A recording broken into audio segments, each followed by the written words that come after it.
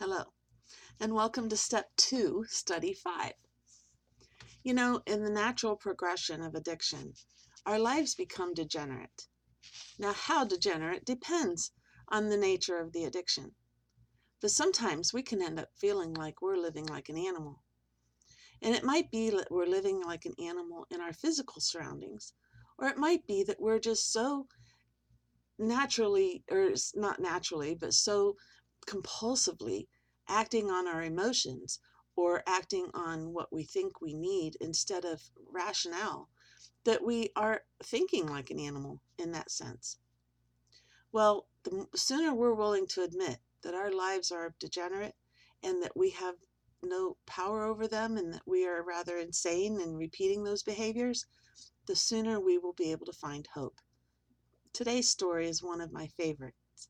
It's probably the favorite of many, many, many thousands and thousands of people, because it's the story of a boy who left home thinking that he knew what was best for him, and he had to come to the point where he realized he really had lost it all. This is from Luke chapter 15, verses 11 to 24. To illustrate the point further, Jesus told them this story. A man had 2 sons. The younger son told his father, "I want my share of your estate now, before you die." So his father agreed to divide his wealth between his sons. A few days later, this younger son packed up all his belongings and moved to a distant land, and there he wasted all his money in wild living. About the time his money ran out, a great famine swept over the land, and he began to starve. He persuaded a local farmer to hire him, and the man sent him into his fields to feed the pigs. The young man became so hungry that even the pods he was feeding the pigs looked good to him, but no one gave him anything.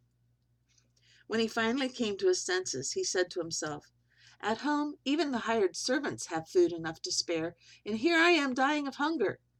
I will go home to my father and say, 'Father, I have sinned against both heaven and you, and I am no longer worthy of being called your son. Please take me on as a hired servant.'" So he returned home to his father, and while he was still a long way off, his father saw him coming. Filled with love and compassion, he ran to his son, embraced him, and kissed him. His son said to him, "Father, I have sinned against both heaven and you, and I am no longer worthy of being called your son." But his father said to the servants, "Quick, bring the finest robe in the house and put it on him.